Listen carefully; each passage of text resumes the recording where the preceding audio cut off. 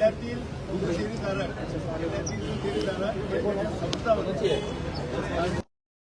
घामाने कष्टातून एके गावामध्ये 2-3 डेअरी होत असते वेळी मंत्री महोदय हसन मुश्रीफ साहेबांनी त्यांच्या ह्या शासनाच्या काळामध्ये एका वर्षामध्ये 37 डेअरीपैकी 1310 डेअरी 1210 डेअरी या आता स्वतः त्यांनी जन्माला घातल्या आणि एका गावामध्ये 11 डेअरी 16 डेअरी असे विषय आहेत. तिथं कायद्याने 250 लिटर दूध मान्यता असते वेळी 50 डेअरी लावून दूध आपलं चालू ठेवलं आणि ह्या बेकायदेशीर डेअरींची चौकशी होऊन त्यांना कारवाई व्हावी हा माझा आरोप होता आणि तो आरोप नक्कीच आता सक्षम असं प्रशासन बसलेलं आहे.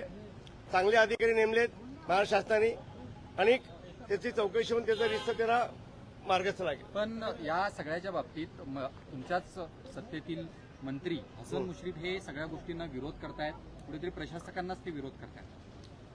तर मला अत्यंत तुम्ही प्रश्न चांगला मांडलात. खरं राज्याच्या मंत्रिमंडळामध्ये कॅबिनेट मिनिस्टर हसन मुश्रीफ साहेब आहेत आणि राज्य सरकारने जर प्रशासन लावल्यानंतर त्यांनी त्यांच्या विरोधात जर हायकोर्टपासून सुप्रीम कोर्टमध्ये आता गेलेत तर मला असं वाटते मला लाज वाटते बोलायला की त्यांनी मंत्रिपदा सरकारमध्ये मंत्रिपद आहे, कॅबिनेट मिनिस्टर आहेत आणि मग चौकशीला एवढं घाबरायचं कारण काय? तुम्ही जर काही केलात नसेल, तुम्ही जर चुकीचंच नसेल मग घाबरायचं कारण काय? प्रशासनाला त्यांच्या लागलं ती चौकशीला सामोरं जावे, आमचे आरोप आहेत ना.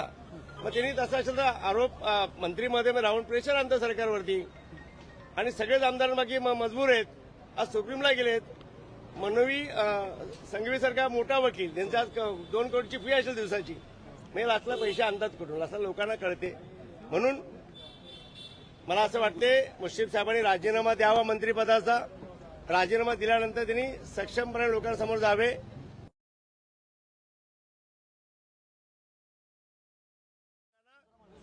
जरा दबावाखाली आणि प्रेशराईज वाटते आणि चुकीचं वाटतं आणि लोकांना जनतेला लक्षात आलं की एवढे मुश्रीफ हातबल का झाले. पण मुश्रीफांनी आता असं म्हटलंय की कुठलेही याच्या बाबतीत राष्ट्रवादी नाही तर शिवसेनेचे नेते देखील त्या ठिकाणी विरोध करताना पाहायला मिळत आहेत.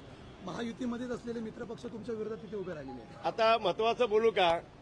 माझ्या कुठल्या संस्था नाही आहेत, कुठली कॉलेज नाही आहेत, कुठल्या पतसंस्था नाहीत, कुठले कारखाने नाहीत, कुठल्या बँका नाहीत.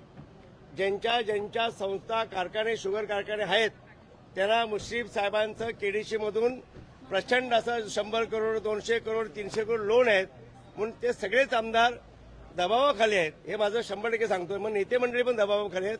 मला काय नाही, मला जनतेसाठी लढा द्यायचा आहे. जनतेचा लढा जनता माझ्यासोबत आहे म्हणून प्रामाणिकपणे काम करतो. मुश्रीफ असं म्हटलं की मी सध्या कुठल्याही या गोष्टींवरती प्रतिक्रिया देणार नाही, याचा अर्थ ते तुम्हाला घाबरले? नाही, मोठे नेते आहेत, घाबरणार कसे? दिग्गज असे नेते आहेत, गोकुळचे दिग्गज नेते आहेत, केडीचे दिग्गज नेते आहेत, जिल्ह्याचे मोठे नेते आहेत. खरं जिल्हा बँक त्यांच्या हातात आहे, त्यांच्या हातामध्ये कोल्हापूर जिल्हा त्यांच्या हातामध्ये असा विषय होतो. एक प्रश्न आहे शक्तीपीठ महामार्गाचा. काही महायुतीतले नेतेच विरोध करतायत शक्तीपीठ महामार्गाला, नेमकी सद्यस्थिती काय आहे? त्याला कारण असं आहे की सर्व जनतेला रोजगार पाहिजेत आणि बेरोजगार कमी व्हायला पाहिजेत. आज मेडिकल हब व्हायला पाहिजेत, शैक्षणिक हब व्हायला पाहिजे, जनतेची मागणी आहे. आम्ही शक्तीपीठ महामार्गासाठी प्रोत्साहनासाठी मोर्चा काढला आणि आमच्या चंदगड विधानसभेमध्ये ह्याच मंत्र्यांनी 6 वेळाचे मंत्री आहेत त्यांना सांगितलं तुम्ही चंदगडमध्ये कुठलं हॉस्पिटल दिलं का, कुठले कॉलेज दिलं का, कुठली इंडस्ट्री आणली का? फक्त तुम्ही इलेक्शनच्या काळामध्ये गोकुळमधला भ्रष्टाचारातून जो पैसा आहे तो तुम्ही वापरता आणि तुमची सत्ता स्थापन करता.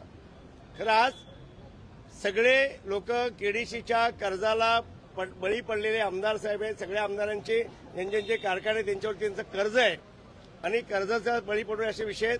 म्हणून मला एवढंच म्हणणं आहे हे गोकुळचा मार्ग लागल्यानंतर मनापासून केडीसीचे सगळे पेपर आपल्या हाती आलेत.